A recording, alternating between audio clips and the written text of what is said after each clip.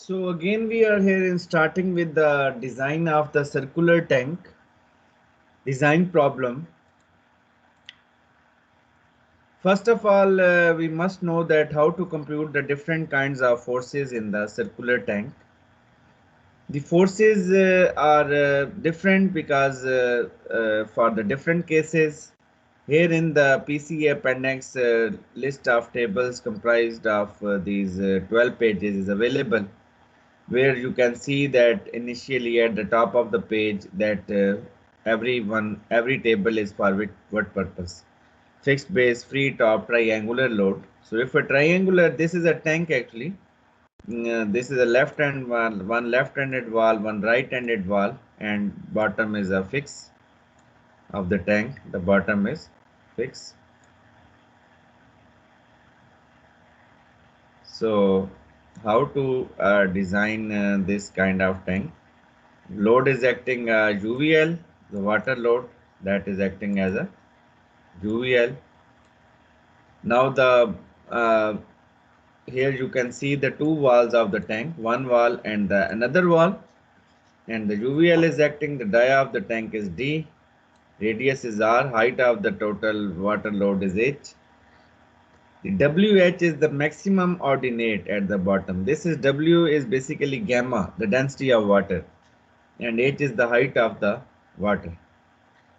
So the formula for computing the hoop tension, that is basically, let's say this is a circular tank, so that the tension which is developed along the circumference, this one, this tension is along the circumference, that is the hoop tension. So how to compute that? So this can be computed by coefficient into WHR.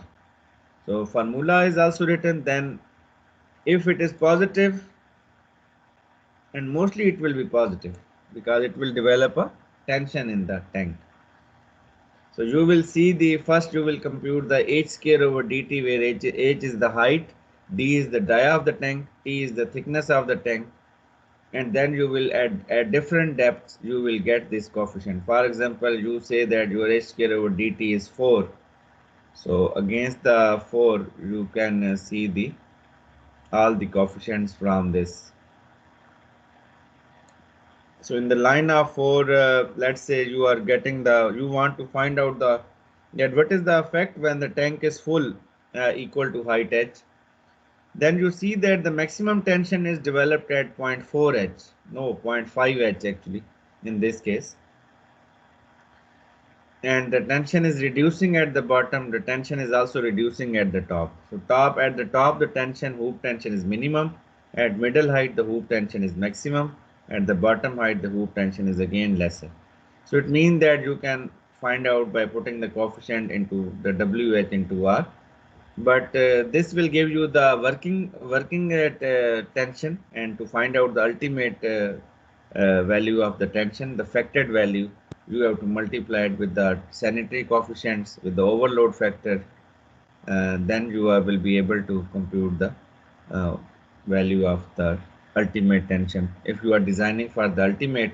And from this tension you can compute the rings area of the steel by computing the AS equal to T. If you are computing by the ultimate strength method, so factor tension TU over Fy, you can compute the total ring area which is needed to compute the, and these rings are provided half on one side and half on the other side.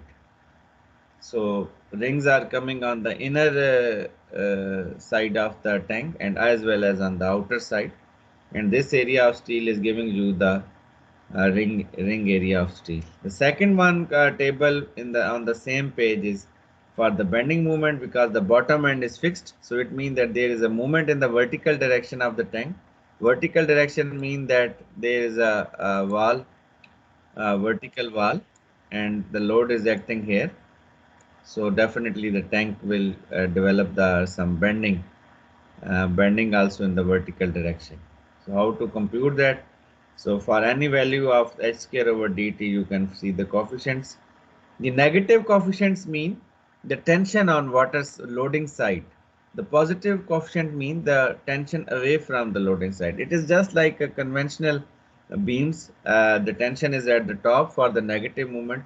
Here the tension is on the water side for the negative movement and for outside for the positive answer. So interestingly, you can see that for one value uh, of h square over dt, and if you continue seeing the coefficient, positive coefficient is increasing and increasing till the point 8 time h. The positive coefficient is maximum at 0.7 h. Again, it reduces at 0.6 h. It is maximum, and then reducing, and then negative is increasing. So maximum negative coefficient is seen at the bottom of the tank. Maximum positive coefficient is seen at the 0.7 h.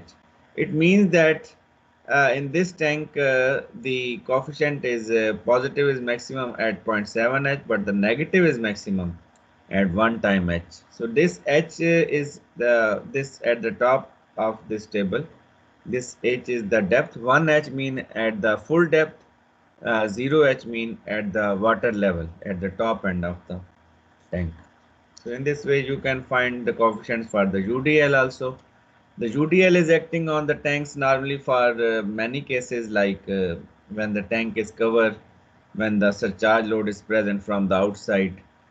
From the inside, there can be normally the reason can be for the tank covered. Similarly, for the UDL acting from the outside is the wind load. So in that case, the coefficient formula, hoop tension formula is a little bit modified, P into R, where P is the ordinate of the UDL. And coefficient you will see from the table. And the next one is the movements also. When the UDL is acting, the movement is also developed. Then is the hinge base case, when the bottom end of the tank is considered as the hinge end and not the fixed end. Then the formula is a little bit, its tension formula is same. And also the moment formula for the first table, for any case, you see that it's when I was telling you for the first case, the moment formula is WH cube, because the UVL is acting, so the coefficient into gamma H cube is the moment. You know that gamma H is the WH is the maximum ordinate, H is the height. So when you take the area of the force, it comes out in the form of WH square. And when you multiply it with the moment arm also, it comes out into WH cube. So whereas when the UDL is acting on the wall, the moment formula is PH square. You see, this UDL give us the second degree curve, second degree moment equation. And when the hinge is also there, the UVL, in case of the UVL, due to the bottom and hinge, there is no movement. But when there is so different cases, when there is a trapezoidal load also, it is present, the tension and the moment is present. When there is a top force acting at the top end, so this will give you the shear.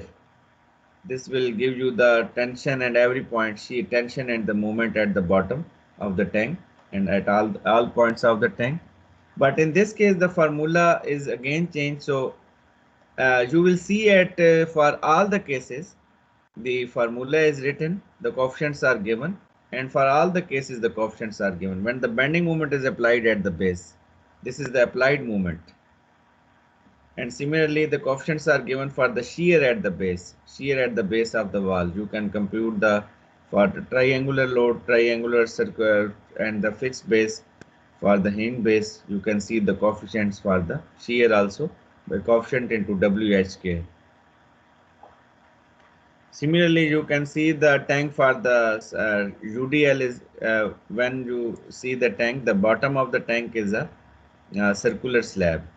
So for finding the design of the base of the tank, you can also compute the UDL is due to the total water load, and you can compute the circular basically tank slab movements also easily by watching these coefficients. And similarly for the tank which is having a central column, if the tank is like that, but you also give some column in the middle, so then also it is possible that you can design the tank with the central column easily. You can also compute the coefficients at the center point. 0R mean the middle, and the 1R mean the full radius, half R mean the half of the radius point. So you can compute the coefficients for this case also. So these coefficients are indeed very helpful for all the possibilities of circular tank and circular slabs. Then comes the problem. Now based on these coefficients values, now you see the problem also. Uh, you can see here that the dia of the tank is 90 feet, but this tank is an in-ground tank and buried tank, half of the part. The total height of the tank is although 16 feet, whereas 6 feet is buried inside, and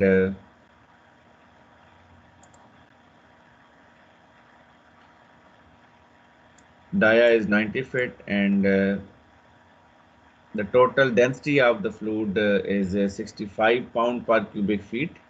FC prime is 4000 psi, Fy 60,000, and soil bearing capacity is 2.4 kips per square feet.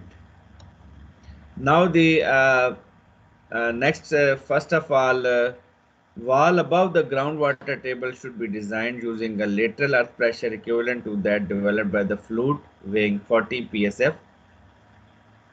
Below the groundwater table choose 90 pcf.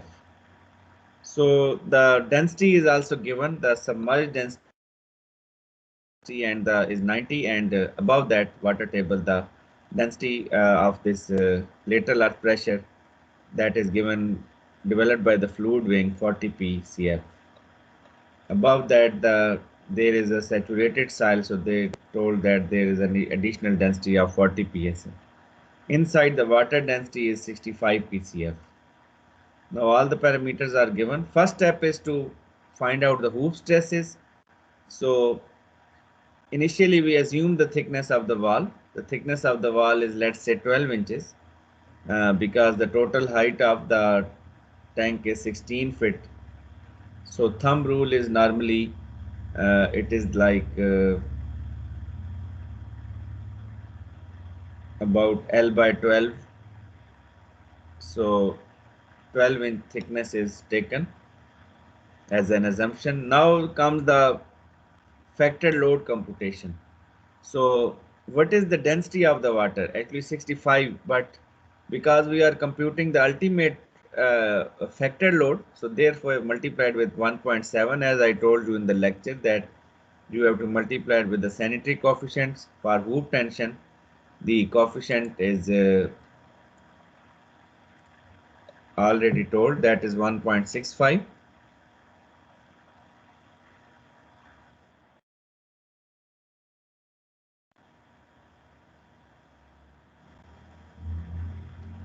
And for the 1.65 for the hoop tension. So therefore the 1.65 into 1.7 is the load factor and 65. So the load comes out, the UDL ordinate, the maximum ordinate of the at the bottom of the tank comes out to be 183 pcf, and height is 16 feet of water, and radius of the tank is 45 feet. So h square over dt is computed 2.844. H square over dt can be computed, and it is you can take it as 3. Now you go to the circular tables and compute, make this table, and from the top end of the tank to the bottom end of the tank, you compute the coefficients from table A1 when the bottom end is fixed. But as I told you, for conservative design, you will take the bottom end as hinge for getting the hoop tension. The reason I have told you that that is giving us the more critical effect. So you will also see the second column is from table A5 when the bottom end is hinge.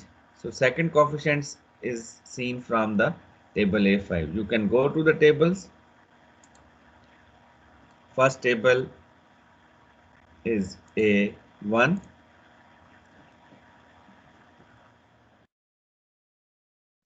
and as I told you that from the table A1 you will see the hoop tension coefficient for bottom and fix.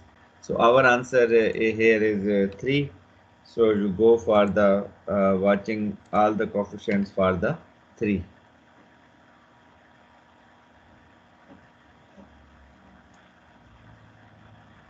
So pick these coefficients and write all these coefficients here. Now go to the table number A5 for the bottom and hinge hoop tension. So UVL, bottom and hinge, and again the pick all these coefficients and write down in the second column. Now you can pick the larger coefficients. Mostly the larger coefficients at the top was from the table A1, but at the middle was from the table A2. So somewhere the top coefficient is table from the table A1 is in the middle, but the middle tension is larger for the hinge base, so it is from the table A5. Now you have the larger values of the coefficient. Now you know what is the formula for computing the hoop tension. So that is coefficient into WHR. The hoop tension is coefficient into WHR. So coefficient into WHR. So factored coefficient tension is computed. So you just compute the tension at 8. At each point you see that the maximum tension is developed at 0.6 times H. So now the area of the steel is formula is also written TU over Fy, 0.9 Fy. So you can compute the area of the steel from TU over 0.9 Fy. So maximum area, you now based on the answers, the area needed at the small top is very small. The area needed at the middle is large. The area needed at the bottom is again small. So you can make the three segment. Three segment is like from the top to the 0.375H, it will be one segment, 0.375H to 0.8H is the second segment, and 0.8H to bottom end is the third segment. Now the area needed is in the top segment is 0.3, 0.5, 0.69. You pick the 0.375, so it comes out to be 1.92, about 0.92. So when you compute the spacing of the bars, what is the formula for the spacing? Area of one bar divided by 0.92, area of steel required, and multiplied by 12. So you will get this spacing. Let's say we are going with the same bars, it comes out to be number 6 and 9 inches. So area provided is 1.17 square inches at the top. Now you put the second phase 0.375 to 0.8 H. The maximum area here needed is 1.27, but the provided area is slightly larger because the bars spacing is rounded to the nearest whole number. So number 6 at 8 inches, lesser whole number. So the area provided is 1.32. For the bottom end again you see the last three values from 0.8H to 1H. So it is 0.92 is needed, but it provided is about 1.075 because number 6 at 10 inch. So bars which are at the spacing of the bars is basically varying for the different zone, but little bit variation is seen. 10 inches for the bottom zone, 8 inches in the middle zone, and 9 inches in the.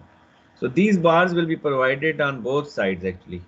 So you will make the area half. First of all, the area will be made half. Let's say 1.27 is needed. So you divided it by 2 because 1.27 is for both the faces. Okay. So you will make it divided by 2 and then based on that answer, let's say 0.63 aega or 0.64, 635. Based on that, you compute the spacing of the reinforcement. Because 1.27 is giving the quite a larger value of the steel and lesser spacing. and this value is obtained for half of that part. But total area provided at one section is 1.32. Total area mean at the outer face and as well as on the inner face. So this answer is basically the total area needed, the last column, computed from the hoop tension. Because hoop tension is not on the one side like flexure tension. This is a hoop tension. This is on both sides. Then come the design of the, now you will check that the whether your assumption of the thickness is right or wrong. So thickness, today I explained you about the thickness formula, that you need the certain parameters for the thickness, as here you have studied this expression, the last one.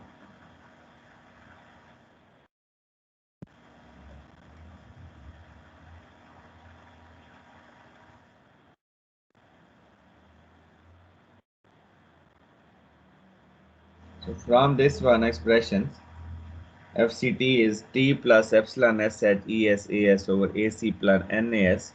So you use this formula here, and here C is the shrinkage strain. In the problem, the C is taken as a shrinkage strain. AG is the area of the ACT. AC is basically AG because we are using the 12-inch thick concrete and we are designing for the unit width. So unit width mean 1 foot. So 12 inches by 12 inches AS. Now you will see the maximum, pick the maximum AS, that is 1.32, and EC can be computed from the FC prime 57,000 under root FC prime in FPS units. So ES is already known for the steel, N is 8, and T you will pick from this maximum value.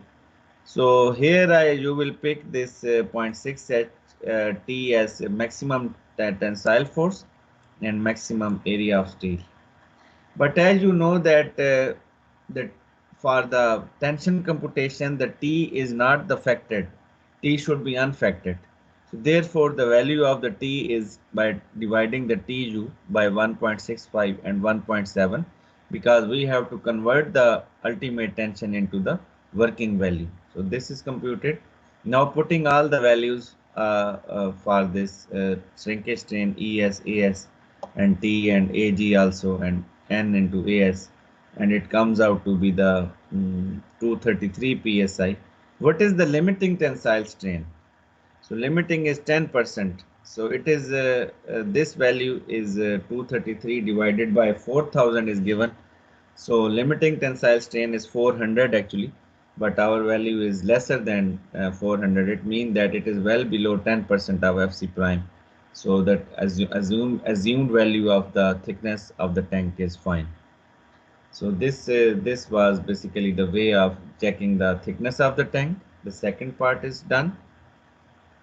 The third part is the vertical stresses, that due to the load acting on the tank, what is the effect of the vertical stresses? No, that is a compression hoop stresses, I think. Yes. Due to the soil load outside, the soil is present from the outside, so the same coefficient will work, but the action will be opposite.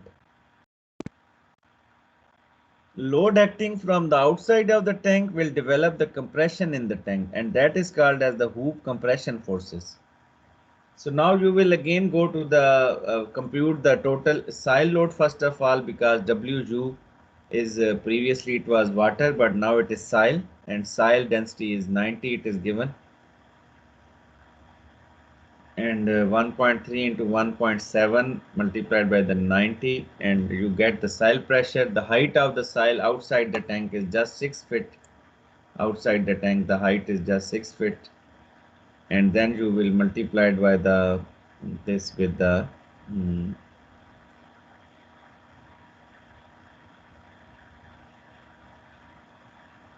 R, and h square over dt is very small value. So 0.4 के लिए आपने देखने हैं. You have to see the coefficients for the 0.4 values. Now go to the table number A1 and A5 again, and 0.4 value.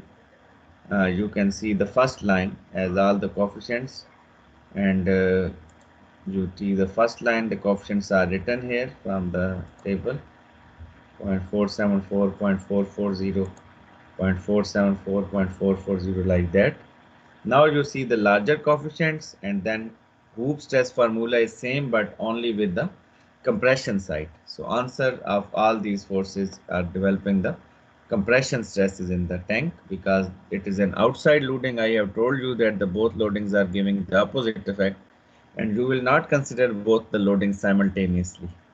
So here you can get the values of all the forces as the compression forces. But why we are computing the compression forces? Whether the steel reinforcement is there? No, for compression we don't need the steel.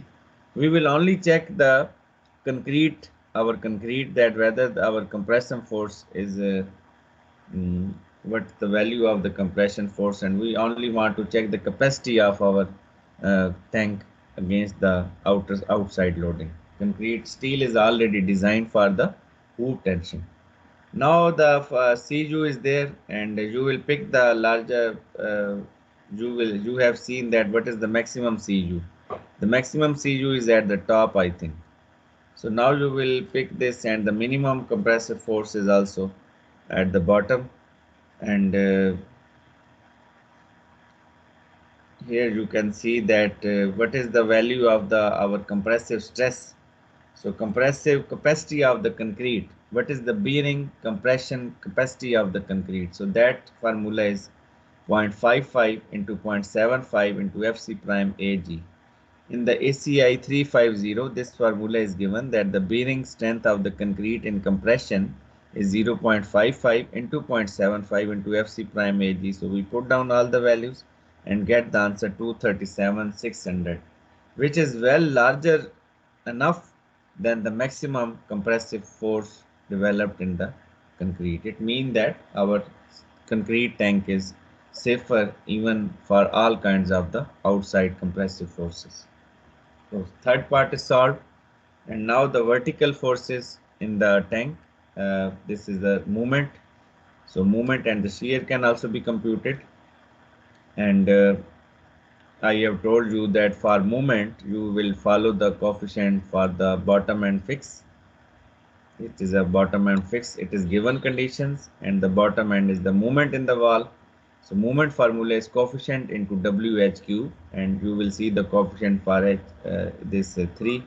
You will see all these, pick the coefficient 0.0006, and the maximum coefficient is 0.0097 and 0.0333. Now you go here and you can see 0.0066, 0.0097, 0.03, but all the coefficients are positive till 0.8h. It means that the vertical in the vertical direction, the tension is on the outside of the tank till 0.8h. Although the loading is from inside, if the same wall is now rectangular, it will make whole tension inside, but the same wall is circular, so it is giving the tension outside, but on the bottom 2 points, the quite larger tension is developed inside. So it means that this movement is giving the water side steel for the bottom zone, but for the all other zone, the top side reinforcement is given.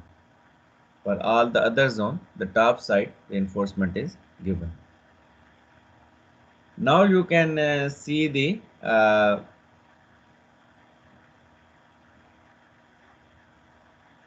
other part also. So in this way you get the movements. Movement is computed from the bending moment. You see the maximum movement is positive movement is somewhere 53722, maximum negative movement at the bottom. So against the movement you will design the reinforcement and provide the steel, but you should first check the shear also, that what is the value of the shear. So from the table of the A12,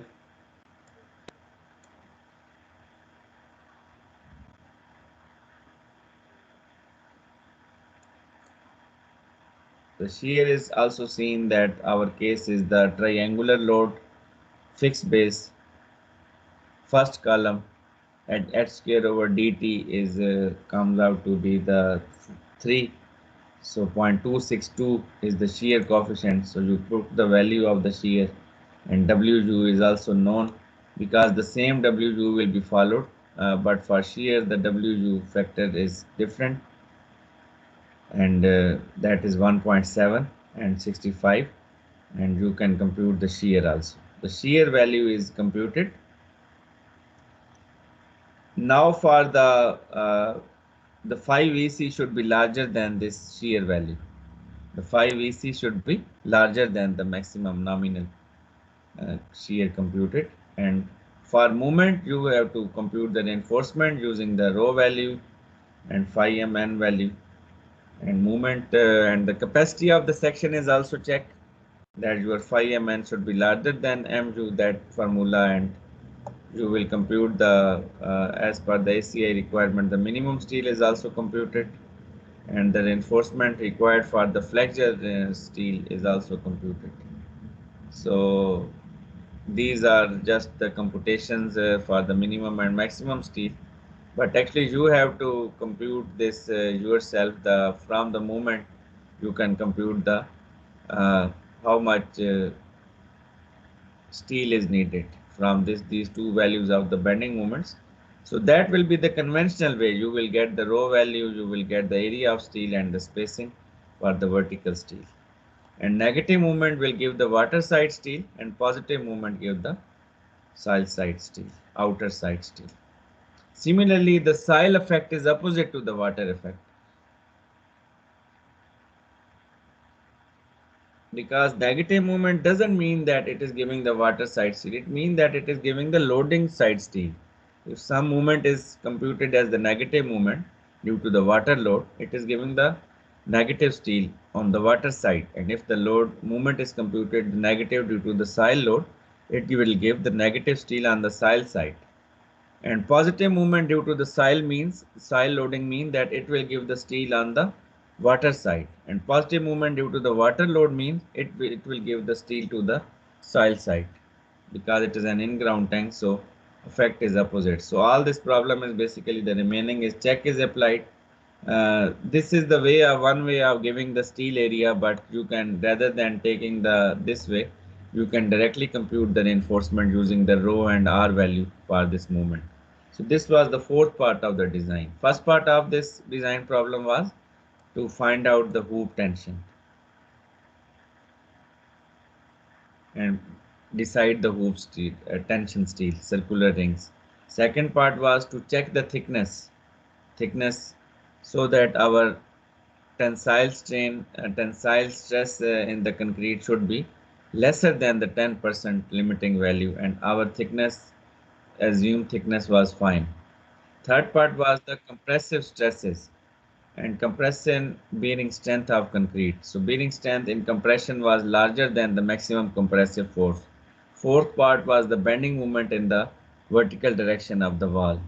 So these were seen from the table A2 for the fixed base, and it was seen that there is a negative movement at the bottom end but positive in the upper zone. So against that movement you can find out the, and then the shear check was also seen, that what is the maximum shear force and what is our maximum shear in the tank.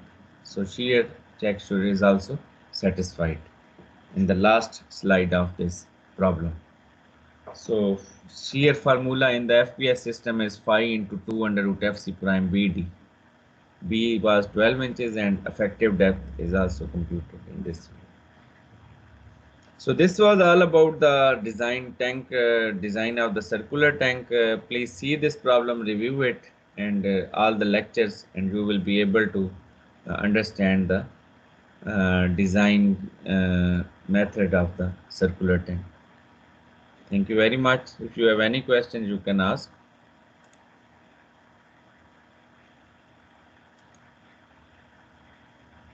तो ये आपने जाहिद अहमद सिद्दीकी की book से करवाया, मैं Krieger से?